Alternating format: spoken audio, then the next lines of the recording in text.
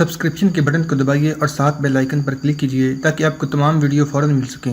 اس video پسند آنے کی صورت میں اسے لائک، کمنٹ اور شیئر کرنا مت بھولیں۔ منظر بن زبیر کی بات کا معاذ جواب دینا ہی چاہتی تھی کہ چونک پڑی، اس لیے کہ قضاء میں دو چیخیں سنائی دی تھیں، پھر وہ دنگ رہ گئی۔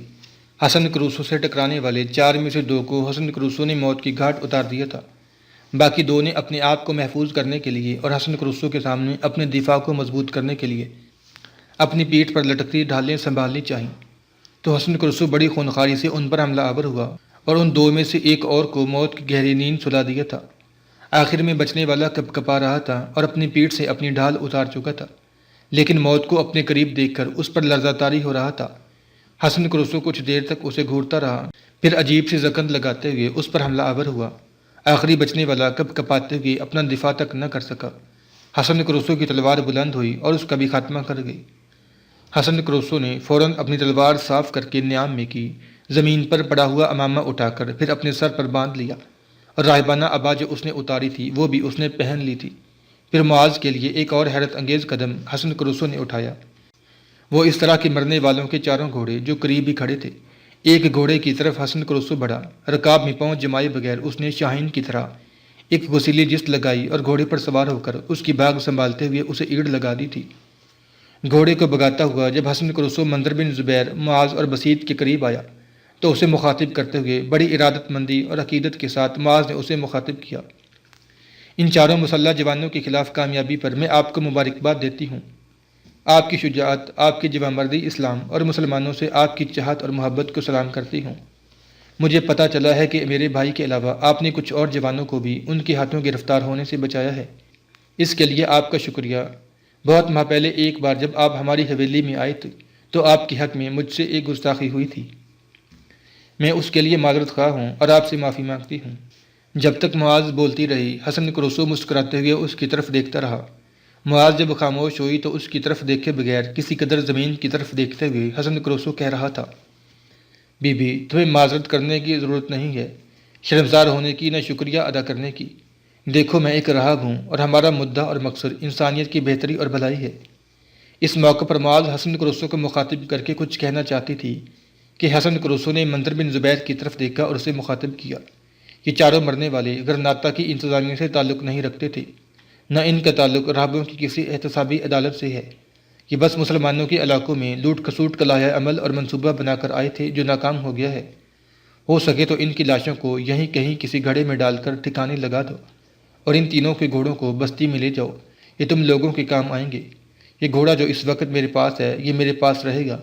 میں پہلے نیچے خانقاہ میں جاتا ہوں، اس کے بعد اپنے دادا کے پاس جاؤں گا، اس لیے کہ قحطانی قبیلے کے سردار کعب بن عامر نے مجھ پر انکشاف کیا ہے کہ میرا دادا سخت بیمار ہے، اس کے بچنے کی کوئی امید نہیں۔ مجھے یاد کرتا ہے میں یہاں سے پہلے نیچے خانقاہ میں جاؤں گا، پھر اپنے دادا کی طرف جاؤں گا۔ اگر دادا مان گیا تو میں اسے اپنے ساتھ ہی لے جاؤں گا، اس لیے کہ آج آدھی رات کے وقت میں نے یہاں سے کوچ کر جانا ہے۔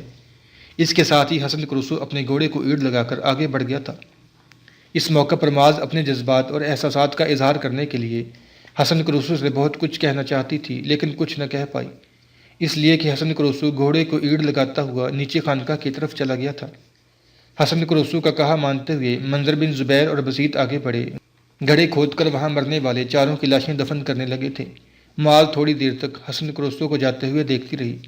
جب وہ خانقاہ کے اندر جا کے اس کی نگاہ سے اوجھل ہو گیا تب کچھ دیر وہ سوچتی رہی، گردن جھکائی رکھی، پھر اپنے جذبات اور احساسات کا اظہار کرتے ہوئے کوہستانی سلسلے پر کھڑی ہو کر وہ گا رہی تھی۔ نغمہ گاتے ہوئے معاذ بیچاری کی آنکھوں سے آنسو بہہ رہے تھے، رو رہی تھی۔ شاید وہ خوشی، مسرت اور ایک انوکھی ترنگ اور ایک نئی نشاط کے آنسو تھے۔ مرنے والوں کو دفن کرنے کے بعد منظر بن زبیر اور بسیط جب واپس آئے تب منظر بن زبیر کو مخاطب کرتے ہوئے معاذ کہنے لگی، آپ نے حسن کروسو کو سنا، وہ تھوڑی دیر تک اپنے دادا کے پاس جائیں گے، کیا ایسا ممکن نہیں کہ میں اور آپ بھی ساحل کی طرف جابر بن مغیث کے پاس جائیں؟ آپ کو سارے حالات کا پتہ ہے، میں حسن کروسو سے ملنا چاہتی ہوں۔ یہاں تک کہنے کے بعد معاذ رکی، پھر دوبارہ کہہ رہی تھی، ویسے بھی حسن کروسو کے دادا کی حالت بہت بری ہے۔ میں اور بسیط نے آج رات ان کے پاس رہنا چاہا، لیکن انہوں نے ہم دونوں کو گھر جانے کی اجازت دے دی، اس لیے کہ وہاں انہیں سنبھالنے والے کافی ملاح اور ماہی گیر ہیں۔ ویسے ان کی حالت مخدوش ہے، وہ زیادہ دن نہیں نکال سکیں گے۔ منظر بن زبیر نے کچھ سوچا، پھر اپنے قریب کھڑے بسیط کو مخاطب کر کے کہنے لگا، بسیط، تم ایسا کرو، میرے ریوڑ کو ہانکتے ہوئے میرے گھر لے جاؤ۔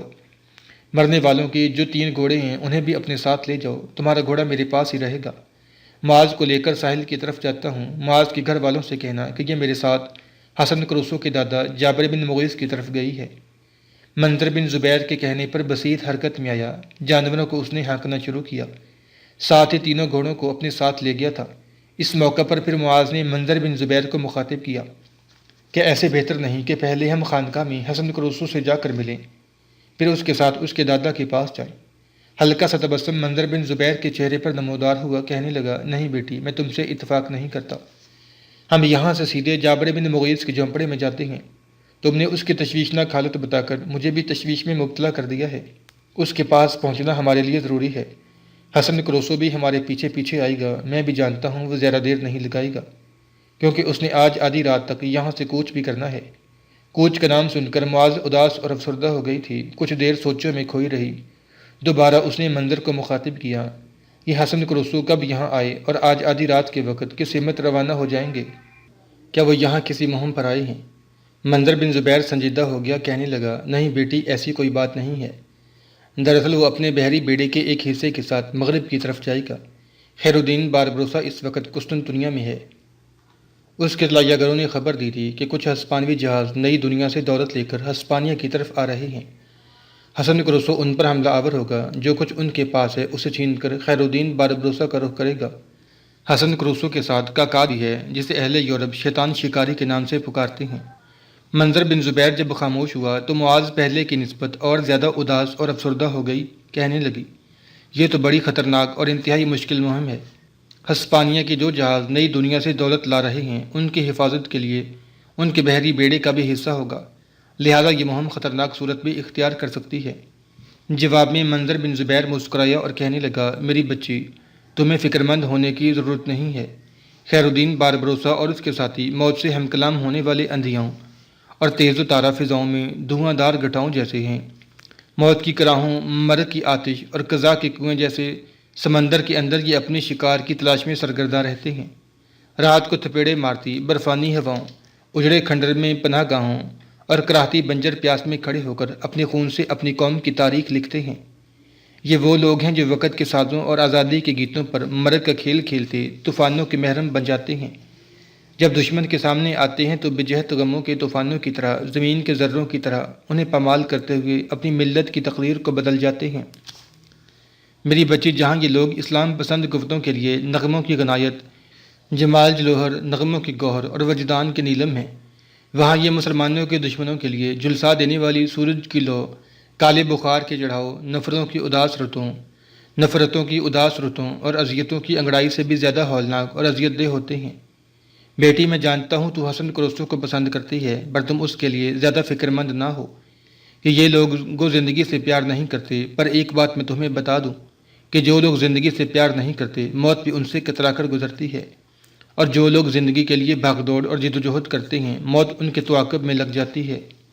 یہاں تک کہنے کے بعد منظر بن زبیر رکا، پھر کہنے لگا، ہم دونوں باپ بیٹی کو زیادہ دیر یہاں کھڑے نہیں رہنا چاہیے، اور اب ساحل کی طرف چلتے ہیں۔ اس کے ساتھ ہی دونوں گھوڑوں پر سوار ہوئے اور انہیں ایڑ لگاتے ہوئے ساحل کی طرف انہیں سرپٹ دوڑا رہے تھے۔ گھوڑوں کو ایک طرف باندھنے کے بعد جب وہ حسن کروسو کے دادا جابر بن مغیث کے جھونپڑے میں داخل ہوئے تو فکر مند ہو گئے، اس لیے کہ جابر بن مغیث کے پاس کچھ ماہی گیر بیٹھے ہوئے تھے۔ وہ جب آگے بڑھے تو قریب بیٹھے ہوئے ماہی گیر ایک طرف ہو گئے۔ جابر بن مغیث کی طرف دیکھتے ہوئے انتہائی پریشانی اور فکر مندی میں منظر بن زبیر کی طرف دیکھتے ہوئے معاذ بول پڑی، لگتا ہے جابر بن مغیث کی حالت پہلے سے زیادہ تشویشناک ہو گئی ہے۔ جس حالت میں اور بسیط اسے چھوڑ کر گئے تھے، اس کی نسبت اب حالت زیادہ خراب ہے۔ معاذ کے ان الفاظ کا جواب منظر بن زبیر دینا ہی چاہتا تھا کہ ایک ڈھلی ہوئی عمر کا ماہی گیر دونوں کے قریب آیا اور منظر بن زبیر کی طرف دیکھتے ہوئے کہنے لگا، جابر بن مغیث کی حالت بہت زیادہ خراب ہو گئی ہے، اس کے بچنے کی کوئی امید نہیں۔ اس ماہی گیر کے الفاظ نے معاذ کو اور زیادہ پریشان اور فکر مند کر دیا تھا۔ دونوں جب آگے بڑھے تو ان دونوں کو دیکھتے ہوئے جابر بن مغیث کے چہرے پر بڑا تکلیف دہ تبسم نمودار ہوا۔ جابر اور معاذ دونوں آگے بڑھ کر اس کے پاس بیٹھ گئے۔ وہ ماہی گیر جو جھونپڑے میں تھے وہ اٹھ کر باہر نکل گئے تھے۔ تھوڑی دیر تک باری باری منظر بن زبیر اور معاذ کی طرف دیکھتے ہوئے جابر بن مغیث کی نگاہیں منظر بن زبیر پر جم گئی تھیں۔ پھر اسے مخاطب کر کے کہنے لگا، حسن نہیں آیا؟ جابر بن مغیث کی ٹانگیں دباتے ہوئے دکھ بھرے انداز میں منظر بن زبیر کہنے لگا، اسے آپ کی بیماری کا علم ہو چکا ہے اور وہ یہاں پہنچ چکا ہے، تھوڑی دیر تک یہاں آئے گا۔ دکھ بھرے انداز میں جابر بن مغیث نے منظر بن زبیر کی طرف دیکھا، پھر وہ دکھتے ہوئے لہجے میں کہہ رہا تھا، کب آئے گا؟ جب اندھیری رات میں زندگی کا جمال راکھ ہو جائے گا، جب نفس کی زنجیروں میں جکڑی روح آزاد ہو جائے گی، زیست کے چشمے خشک ہو جائیں گے۔ تھوڑی دیر جھونپڑے میں خاموشی رہی۔ اس دوران معاذ نے جابر بن مغیث کو مخاطب کیا، آپ نے اپنے پوتے حسن کرسو کے یہاں آنے پر پابندی کیوں لگائی تھی؟ شفقت بھرے انداز میں جابر بن مغیث نے معاذ کی طرف دیکھا، پھر کہہ رہا تھا، پابندی اس لیے لگائی تھی تاکہ وہ اپنی ماں بہن کو تلاش کرنے کے لیے زیادہ جدوجہد کرے۔ کچھ دیر تک جابر بن مغیث خاموش رہا، ہونٹ کاٹتا رہا، آنکھوں میں نمی اتر آئی تھی۔ پھر سلگتے ہوئے لہجے میں اس کی آواز جھونپڑے میں ابھری، ہائے حیف اس کی ماں اور بہن میرے لیے برکھا امرت رس نفس نفس کی نغمگینی تھی۔ نہ جانے وہ کس بےکراں دشت تیرگی میں دھکے کھا رہی ہوں گی، نہ جانے عقوبت کی کس دلدل میں وہ دکھوں کے لمحوں کی قیدی بن کر اپنی زندگی بسر کر رہی ہوں گی۔ کاش یہ صدیوں کے سربستہ راز کھولنے والا یہ بتاتا کہ وہ دونوں کہاں ہیں۔ یہاں تک کہنے کے بعد جابر بن مغیث رک گیا۔ اس کے لیے بولنا مشکل ہو گیا تھا۔ اپنی نگاہوں کو بڑی مشکل سے حرکت دیتے ہوئے منظر بن زبیر کی طرف دیکھا اور کہنے لگا، شاید پرواز کے لیے میری روح حسن کرسو کے انتظار نہ کر سکے۔ جب وہ میری موت کے بعد یہاں آئے تو اسے کہنا کہ تیرے دادا نے تجھے معاف کیا۔ کاش مرنے سے پہلے میں اس کی شکل دیکھ سکتا کہ وہ میرے خاندان سے بچنے والا آخری فرد ہے۔ میں دل کی روشنی رات کی تاریکی میں صرف ایک ہی دعا مانگتا ہوں، زمین اور آسمان کے پیدا کرنے والے میرے پوتے کو لمبی عمر دینا، اسے آسودگی اور طمانینت عطا کرنا اور اسے اپنی قوم اور ملت کے دکھ درد بانٹنے اور خدمت کرنے کا جذبہ عطا کرنا۔ جابر بن مغیث کی آواز اب لمحہ بلمحہ بیٹھتی جا رہی تھی۔ اس کی یہ حالت دیکھتے ہوئے معاذ بیچاری پھوٹ پھوٹ کر رونے لگی تھی۔ منظر بن زبیر کی آنکھوں سے بھی آنسو بہہ نکلے تھے۔ جابر بن مغیث کے قریب ہی زمین کے اندر چھوٹی سی ایک مشل گڑی ہوئی تھی اور اس کی لو کبھی ہوا کے تیز جھونکوں کے سامنے مدھم ہو جاتی اور کبھی بالکل سیدھی ہو کر تیز روشنی دینے لگتی تھی۔ ایسے میں اچانک جھونپڑے کے دروازے پر حسن کرسو نمودار ہوا تھا۔ معاذ اور منظر بن زبیر کی پشت اس کی طرف تھی، لہذا دونوں نے اسے نہ دیکھا۔ اتنے میں جھونپڑے کے اندر حسن کرسو کی آواز بلند ہوئی تھی۔ اپنے دادا کو مخاطب کرتے ہوئے بڑی انکساری اور عاجزی سے کہا تھا، دادا میں اندر آ جاؤں۔ اس آواز پر معاذ اور منظر دونوں چونکے تھے۔ معاذ اپنی جگہ پر کھڑی ہو گئی، منظر بن زبیر بھی اس کی طرف دیکھتے ہوئے کھڑا ہو گیا۔ اس موقع پر معاذ حسن کرسو کو مخاطب کر کے کچھ کہنا ہی چاہتی تھی کہ کمرے میں جابر بن مغیث کی لرزتی کانپتی ہوئی آواز سنائی دی تھی، یہ حسن کرسو کی آواز کہاں سے آئی ہے؟ اگر یہ کہیں نزدیک ہے تو اسے کہو کہ وہ آ جائے، اس لیے کہ میں اس سے اب آخری ملاقات کا منتظر ہوں۔ میری روح کے کوچ کر جانے کے بعد وہ آیا تو کیا آیا؟ ان الفاظ نے جہاں حسن کرسو کو پگھلا کر رکھ دیا تھا، وہاں معاذ کی حالت بھی بری ہو گئی تھی۔ حسن کرسو بھاگتا ہوا جھونپڑے میں داخل ہوا، اپنے دادا کے پاس بیٹھا۔ اس وقت جابر بن مغیث کی آنکھیں بند تھیں۔ اس کا سر اپنی گود میں رکھتے ہوئے حسن کانپتی لرزتی آواز میں کہہ رہا تھا، دادا میں آ گیا ہوں، حسن کرسو تمہارے پاس بیٹھا ہوں۔